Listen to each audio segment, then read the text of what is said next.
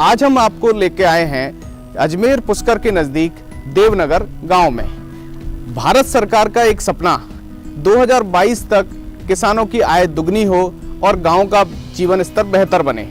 इसी सपने को साकार करने के लिए एक नई योजना आई जो पिछले 2010 से भारत के गांव में अप्लाई होना शुरू हुई।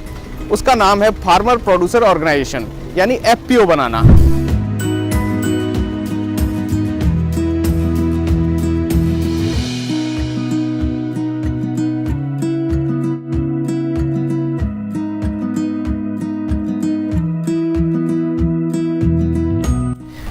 फार्मर प्रोड्यूसर ऑर्गेनाइजेशन बनाने के लिए भारत सरकार ने कुछ नियम बनाए।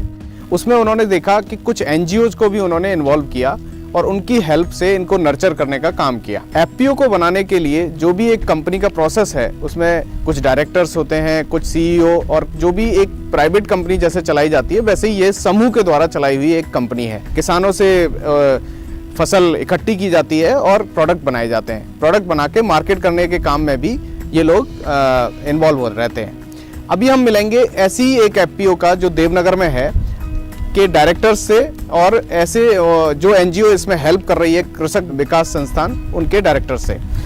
मैं Nandkishore Saini, CEO Pushkar rural agriculture youth and employment producer company limited, जो देवनगर के अंदर बनी हुई है। ये एक एफपीओ है जो नाबार्ड के द्वारा प्रमोटेड किया गया है। जो भारत सरकार की स्कीम है वो किसानों तक किस तरह पहुँचे और किसानों का कैसे अपन अच्छे से अच्छा भला कर सकते हैं, और उसके अलावा किसानों का जो बिचौलियों या अलग अलग समूह में बिखरे हुए हैं, तो उनको हम एकत्रित करने के लिए ये कंपनी का एक गठन किया गया है, जिसके अंदर शुरुआत के अंदर हमें 50 किसानों से लेकर इस कंपनी का वो बनाया गया है, जिसमें 15 डायरेक्टर हैं। इसके अलावा एक सीईओ है, और कंपनी के अंतर्गत 8% 3 साल के अंदर 510 किसानों की है 8% समूह। तो आपने जो इससे जो गुलकंद या जो प्रोडक्ट बनाए, उनको आप कहाँ मार्केट कर रहे हैं? ये अजमेर में कर रहे हैं या कहाँ बेच रहे हैं? नहीं सर, इसका हमारा गुलाब का मार्केट है वो साउथ के अंदर है। अच्छा। और साउथ के अंदर 5-6 बड़ी बड़ी सिटीज़ है। आंध्रा है, हैदराबाद है, इसके अंदर केरला के अंदर भी हमारा माल जा रहा है। अच्छा। और 2-3 बड़ी कंपनीज भी हैं, उनको हम माल दे रहे हैं। अच्छा, इसमें जो आप मार्केटिंग का जो काम है जी, जो आप भेजते हो, जो जिसने आपको साउथ के एरियाज में आपको कनेक्ट किया होगा, इसमें आपको कैसे, क्योंकि आप, मेरे को लगता है कि आप तो यहाँ के एक लोकल किसान हो। बिल्कुल बिल्कुल लोकल। आपको इसमें कैसे आपको रीच पहुंचाई? क्या सरकार ने हेल्प की या फिर कोई और एफपीओ में ऐसा क्या है जिसकी वजह? सर, एफपीओ के अंदर है कि हमें सबसे बड़ी बात तो कि हमें एक जज्बा मिला सभी किसानों को मिलकर कि हम जब एकत्रित हुए, आरओसी से हमारा इसका रजिस्ट्रेशन हुआ, तो हम अपने आप में एक स्ट्रॉन्ग, अपने आप को मजबूत मानने लगे। जितने भी कंपनीज है या यहाँ पे गुलकंद बनाती है, उनसे हम अलग हटके एक अच्छा काम करना चाह रहे थे। तो हमें धीरे धीरे हमारे डायरेक्टर हैं वो काफ़ी एक्टिव हैं, और उन्होंने सभी डायरेक्टर ने अलग अलग फील्ड बना के, किसी ने मार्केटिंग का फील्ड संभाला है, किसी ने गुलाब का किसानों का फील्ड संभाला है। इस तरह पूरा करते हुए हर डायरेक्टर इसके अंदर बराबर अपनी भूमिका निभा के इसको आगे ग्रोथ कर रहा है। जो भी काम है, फसल उगाने से लेके प्रोडक्शन करना, मटेरियल को मार्केट तैयार करना और मार्केट में बेचना, सभी काम किसानों द्वारा ही हो रहा है। अच्छा, तो उनको इस चीज की ट्रेनिंग के लिए क्या कुछ हुआ था? नाबार्ड से कुछ हेल्प मिली? हाँ, नाबार्ड से भी हमें 3-4 ट्रेनिंग स्किल प्रमोट वगैरह की सबकी इनकी ट्रेनिंग वगैरह हुई थी। इसके अलावा उन्होंने हमारे बड़े बड़े इंस्टीट्यूट हैं यहाँ पे, राष्ट्रीय बीज मसाला अनुसंधान केंद्र है, केवी के है, और कृषि विभाग है, इनकी तरफ से, सभी की तरफ से हमें भ्रमण भी कराया गया और इनकी तरफ से ट्रेनिंग भी हुई गई। और मैं प्रे एफपीओ के अंदर एज ए डायरेक्टर काम कर रहा हूँ, जो पुष्कर के अंदर पिछले 3 साल से लगातार कार्यरत है, और उसमें मार्केटिंग की भूमिका भी देख रहा हूँ। अच्छा, तो आपको ये मार्केटिंग की भूमिका निभाने के लिए आपने कोई ट्रेनिंग ली होगी? बिल्कुल, हमें नाबार्ड के द्वारा इसके अंदर ट्रेनिंग दी गई है। एनआरसीएस में भी हमारी ट्रेनिंग हो रही है। हमें पीओपाई के द्वारा मीट टुगेदर जो बिजनेसमैन लोग हैं, उनसे भी हमारे यहाँ पुष्कर के अंदर बुला कर ट्रेनिंग्स करवाई है। हमें जयपुर ले जाया गया था, दिल्ली मेले लगते हैं। अच्छा। उसमें भी हम जाते हैं तो वहाँ हमें बिजनेस लिंकेजेस मिलते हैं। अच्छा। उन्हीं के द्वारा हम ये माल जो है वो सप्लाई करते हैं लोग। अच्छा, मैं आपसे एक और सवाल पूछूंगा। आप जब इससे जुड़े हुए नहीं थे, तब आप जो खेती करते थे वो किस चीज़ की खेती करते थे? खेती तो उस समय भी यही थी, गुलाब की खेती थी। पर उस समय हमारी लागत भी ज़्यादा थी, आमद भी कम। हमारा आंवले का अच्छा चल रहा है यहाँ पे व्यवसाय, अच्छा और आंवले की बहुत अच्छी ग्रोथ भी हो रही है, महिला भी जुड़ी है बहुत सारी। अच्छा और वो चाह रही है कि हम इस बिजनेस को आगे बढ़ाएं। अच्छा। तो हमारा एक समूह बन गया है बहुत सारी महिलाओं का। हाँ। तो किसानों को जोड़ने का काम आपका है, तो नए किसानों को जोड़ने का काम आप करते हैं जी। तो उनको आप कैसे समझाते हैं कि आपको क्या फायदा होगा? और उसको ये समझाते हैं कि भाई कि जैसे आप मतलब पहले मतलब खेती करते थे तो उसको आप मतलब मुनाफा नहीं मिलता था, पूरा बिचौलिए खा जाते थे। तो उनको मतलब समझाते हैं भाई मतलब मार्केट वैल्यू से हम मतलब 2 पैसे मतलब ज़्यादा देंगे आपको और आपके माल की कीमत का मतलब डबल पैसा मतलब उनको मिल जाएगा। मेरा एपीओ में प्रोडक्ट बनाने का रोल है सर। जो भी कंपनी में क्रॉप्स आ रही है उनको कलेक्ट करके जैसे आंवले क्रॉप से आंवला क्रॉप करके कैंडी है, मुरब्बा है, अचार है बनाने का, और गुलाब है किसानों से वो कलेक्ट करके उसका गुलकंद बनाने का। वो तो आपको इस सब की जानकारी पहले से आता था आपको बनाना, या फिर आप इस समूह से जुड़ने नहीं के सर, बाद? थोड़ा बहुत पहले था, थोड़ा बहुत वो समूह बना के और सीखे। अब सर हमारा एफपीओ जो गुलकंद की छोटी पैकिंग से 1 किलो 2 किलो उस पर भी काम कर रहा है, और उसी को लेके इस तरह की ये पैकिंग्स बनाई गई है छोटी छोटी, और इसी को मार्केट उतारने की तैयारी है सर। इस एफपीओ के अंदर मेरा रोल है इनकी मार्केटिंग और कुछ नए सुझावों को इसमें जोड़ने का मैं प्रयास करता रहता हूँ। जैसे ये है हमारे इसकी प्रोडक्ट है रोज़ की सूखी हुई पत्तियाँ, ये हमारे अभी तक ट्रेडिशनल तरीके से ही सुखाई जा रही है। तो इसमें मैं प्रयास करता हूँ कि कुछ और जो तरीका हो रहा है उसको ड्राई करने का, इसकी प्रोसेसिंग में काफ़ी समय लग जाता है, सूखने के अंदर 15 से 20 दिन लग जाते हैं। तो कुछ इस तरीके से हुए कि ये जल्दी हो सके। आपके पास कितना खेत है अभी? मेरे पास 20 बीघा खेत है। 20 बीघा खेत है। तो आप उसमें क्या उगाते थे पहले? पहले तो जैसे ज्वार बाजरा ये जो शुरू से फसलें वो उगाते थे, लेकिन अब उसमें गुलाब वगैरह और गोभी प्याज ये इस तरह की फसल लगाने लगे। हमारे को केवी के कृषि विज्ञान केंद्र तबीजी के द्वारा नई नई जानकारियाँ और नई नई प्रशिक्षण उपलब्ध कराया जाता है, और वहाँ से अगर फसलों में कोई बीमारी भी होती है तो हम व्हाट्सएप पर उनको शेयर कर देते हैं, तो हमारे को बता देते हैं कि इसमें ये आपको बीमारी, व्हाट्सएप पे सपोर्ट मिल जाता है वहाँ से? वहाँ को देख के बता देते हैं कि इसमें ये बीमारी है, इसमें ये दवाई आप इस्तेमाल करो। आपका क्या रोल रहता है इसमें? काम मार्केटिंग का है। अच्छा, तो मतलब जो ये अपने प्रोडक्ट साउथ में भी बेचने जा पाए तो उसमें आपका रोल रहा होगा? हाँ, उनसे अपन कांटेक्ट करते हैं, कांटेक्ट करने के बाद में माल वापस वहाँ पे पहुँचा देते हैं। पहले काम पतंजलि के पास में भी जा रहा था, अब दूसरी कंपनियों भी अपन और मतलब आपका ये प्रोडक्ट पतंजलि वाले भी यूज में ले रहे हैं? अच्छा, कितना प्रोडक्शन हो रहा होगा आपका जो आप लोग मार्केट मतलब बेच पा रहे हैं? कितना अभी तो 40,000 के आसपास में है। 40,000 ये किलो गुलाब का, और आंवले का सारा मिला के है ये सारा टोटल उसके अंदर। इसमें आंवला है, कैंडी है। अच्छा, सब कुछ इसमें मिला के।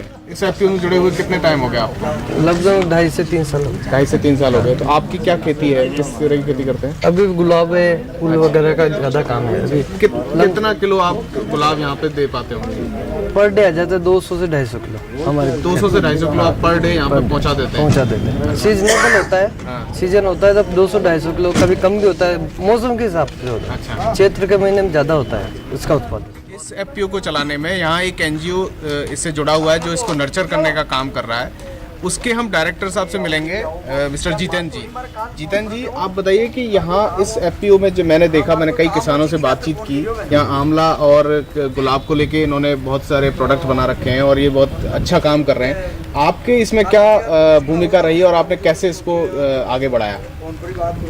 देखिए, शुरुआत के अंदर जब ये किसानों का समूह ने जब हम लोगों को यहाँ पे अप्रोच किया तो हम लोगों ने नाबार्ड को अप्रोच किया कि भाई फार्मर प्रोड्यूसर ऑर्गेनाइजेशन का गठन किया जा रहा है, और नाबार्ड में के यहाँ पे जो डीडीएम साहब थे उन्होंने हमें गाइड किया कि भाई आप एफपीओ बना लीजिए, और नाबार्ड आपको एफपीओ के लिए बनाने में वित्तीय सहायता उपलब्ध कराएगा, और उस वित्तीय सहायता के में आप किसानों को ट्रेनिंग और कैपेसिटी बिल्डिंग आईसीआर के विभिन्न संस्थानों में दिलवाने के लिए हम आपको सहायता दे रहे हैं।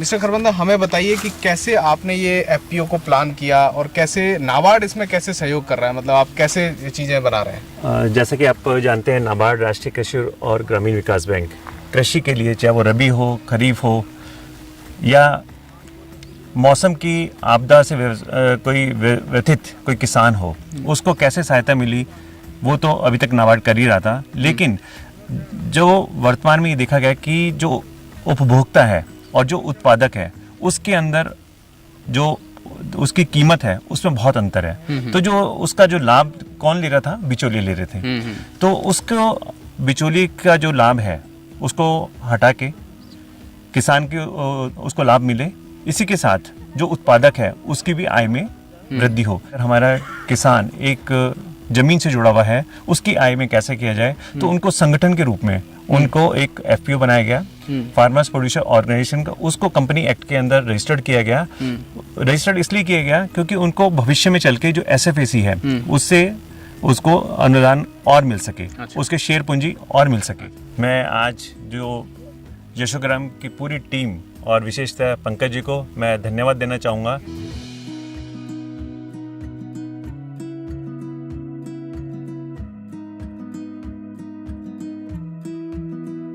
फार्मर्स प्रोड्यूसर्स ऑर्गेनाइजेशन या किसान उत्पादक संघ नाबार्ड की एक महत्वपूर्ण परियोजना है और किसानों की आय दोगुना करने की जो सरकार की प्राथमिकता है उसमें ये एक महत्वपूर्ण भूमिका निभा रहा है।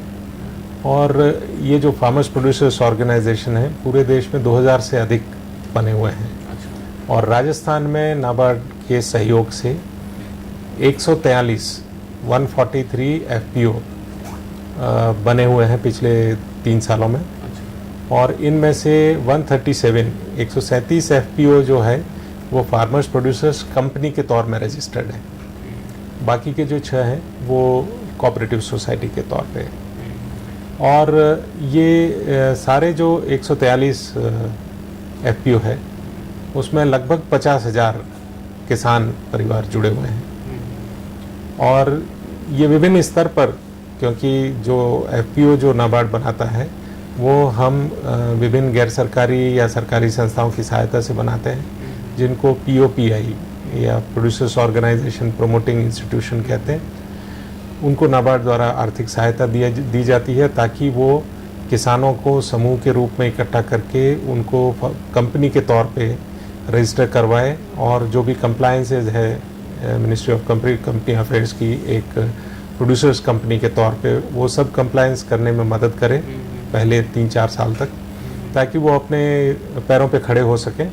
और जो किसानों का उत्पाद है, चाहे वो कृषि उत्पाद है, चाहे वो एनिमल हस्बेंड्री से रिलेटेड उत्पाद है, उन उत्पादों को अच्छे दामों में किस प्रकार से वो इकोनॉमी ऑफ स्केल अपना के बेच सकें, उनका प्रसंस्करण कर सकें, इसके लिए उनको सहयोग प्रदान करें। और नाबार्ड द्वारा इसमें जो भी विभिन्न प्रकार के प्रशिक्षण आयोजित किए जाते हैं उसमें उनको मदद दी जाती है। तो दूसरी बात आती है कि ये जो एफपीओ हैं जो अपने सदस्यों से हिस्सा राशि लेके अपनी जो आय बढ़ाने के लिए जो गतिविधियां करते हैं, तो इनको ऋण की भी आवश्यकता होगी। अपनी अगर मार्केटिंग के कारण अगर वो अपनी जो उत्पाद है उसका प्रसंस्करण इकाई स्थापित करना चाहते हैं, उसको वैल्यू चेन उसका डेवलप करना चाहते हैं, तो इसके लिए निश्चय ही उनको ऋण की आवश्यकता होगी। तो नाबार्ड की एक अनुषंगिक संस्था है नैब किसान, जो एनबीएफसी के तौर पर रजिस्टर्ड है। तो नैब किसान जो है इस प्रकार के एफपीओस को ऋण प्रदान करती है। साथ ही बैंकों से भी एफपीओस को ऋण मिले, इसके लिए हम प्रयासरत रहते हैं। और विभिन्न जो बैठकें होती है, फोरम्स होती है बैंक्स की, उसमें हमने ये प्रयास किया है कि बैंकों में ये जागरूकता पैदा करें कि वो एफपीओस को अपने प्राथमिकता क्षेत्र के अंदर इनको ऋण प्रदान करें। अब प्रश्न आता है कि कैसे एफपीओ को आप बैंक ऋण देना चाहेगा। तो वो एफपीओ जो जिसका कि कार्यकलाप सही चल रहा हो, जो अपने पैरों पे खड़ा हो गया, जो सारे कंप्लायंसेस जो हैं कंपनीज के तौर पे वो पूरी करता हो, तो इसके लिए 2 चीज़ें आवश्यक है। एक तो प्रशिक्षण। तो हम नियमित तौर पे एफपीओ के प्रशिक्षण, उनके बोर्ड ऑफ डायरेक्टर्स का प्रशिक्षण, उनके सीईओज का प्रशिक्षण, उनके सदस्यों का प्रशिक्षण नाबार्ड अपनी आर्थिक सहायता देके करवाता है ताकि वो अपनी सारे कार्यकलापों के बारे में जाने। दूसरा है प्रशिक्षण के उपरांत वो किस प्रकार से कार्य कर रहा है उसकी रेटिंग। तो नाबार्ड द्वारा वार्षिक रूप से जितने भी एफपीओ हमारे द्वारा बनाए गए हैं उनकी रेटिंग करते हैं एक स्ट्रक्चर्ड फॉर्मेट में, और ताकि अगर कोई जो ए रेटिंग जिस एफपीओ का आता है अर्थात वो ऋण के लिए तुरंत पात्र है, बी रेटिंग जिसको ऋण के लिए थोड़ा उनको सहायता की आवश्यकता है, और जो सी रेटिंग है उसको अपना कार्यकलाप ठीक करना है ताकि वो ऋण के लिए पात्र हो सके। और तो अब ये इसका अर्थ ये नहीं है कि उनको रिजेक्ट करना है, इसका अर्थ ये है कि अब उनकी हैंड होल्डिंग जो सी रेटिंग में है या बी रेटिंग में है तो उनको और हैंड होल्डिंग प्रदान करना। तो हमारे जो जिला विकास प्रबंधक हैं जो सभी जिलों में तैनात हैं नाबार्ड के, वो सभी पीओपीआईज के साथ मिलके इन एफपीओज को और अधिक सुचारू रूप से कार्य करने वाले बनाने के लिए उनको सहयोग करते हैं। तो ये मुख्य रूप से एफपीओ का हमारा, अगर 143 में से देखें तो जो गत वर्ष जो रेटिंग थी उसमें लगभग 5 एफपीओ ऐसे थे जो कि ए रेटिंग में थे, लगभग 20-22 एफपीओ जो है वो बी रेटिंग में थे, और अब इस वर्ष ये रेटिंग और अधिक सुधरने वाली है। जहाँ तक मेरी जानकारी है 2 या 3 एफपीओ हैं जिनको बैंकों से ऋण मिला है। तो अपन धीरे धीरे इसको नर्चर करके इसको, क्योंकि ये समय लेने वाला काम है।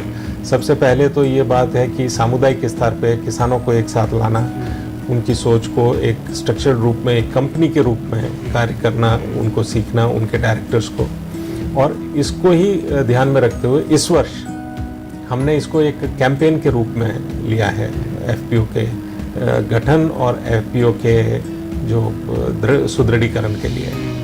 और ये जो 143 एफपीओ तो हमने पिछले 2 साल में बनाए हैं, इस वर्ष हमारा 200 और एफपीओ बनाने का लक्ष्य है जो कि विभिन्न स्तर पर है, हमने स्वीकृतियां जारी की है और वो बनने के तौर पे है ये। तो अभी अपने साथ करीब राजस्थान में कितने किसान जुड़े हुए हैं टोटल? आप ये समझ सकते हैं 47,000 के करीब। जिस और हमने कुछ ऐसा टारगेट लिया है कि नाबार्ड ने कि नहीं मुझे इस तक पहुंचना है। जैसे देखिए मैंने जब फील्ड में देखा तो वहाँ ये था कि भाई 1000 फार्मर एक एफपीओ से जुड़े हुए हों तो वो एक अच्छा एफपीओ माना जाएगा और उसकी अर्निंग्स भी ठीक हो जाएंगी उस हिसाब से। अभी जो है लगभग 500 से 600 औसत है, और जो हम कहते हैं ना रेटिंग पैरामीटर, तो उसमें सदस्य संख्या भी एक रेटिंग का पक्ष है। और हमारा मानना है, जैसा आपने सही सुना, कि 1000 सदस्य होते हैं तो वो एक अच्छा सुदृढ़ एफपीओ, क्योंकि उसकी हिस्सा राशि उतनी ही अधिक होगी, उसका जो उत्पाद वो खरीद सकते हैं वो भी उतना अधिक होगा। जो इनपुट बहुत सारे एफपीओ जो प्रथम चरण में जो एफपीओ काम करते हैं, अभी जो हमने देखा है कि वो इनपुट लाइसेंस, और इसमें राजस्थान सरकार ने भी बहुत एक महत्वपूर्ण कदम लेते हुए इन एफपीओज को जो ग्राम सेवा सहकारी समितियों के समकक्ष लाइसेंसिंग के लिए पात्र किया है, ताकि वो जो ये फर्टिलाइज़र, पेस्टिसाइड, सीड्स इत्यादि बेच सके अपने सदस्यों को। तो उससे क्या है कि उनकी लागत कम होती है। किसान की आय बढ़ने के 2 पहलू है, एक तो उत्पादन बढ़े, उत्पादन में लागत सही मिले, और दूसरी उसकी अपनी लागत कम हो। ये जो लागत कम है उससे आय बढ़ने के अधिक अवसर पैदा होते हैं। तो एफपीओ के माध्यम से बहुत सारे किसान जो है अपने एफपीओ से कम लागत में खाद, बीज ये खरीद पा रहे हैं। तो ये सारा कार्यक्रम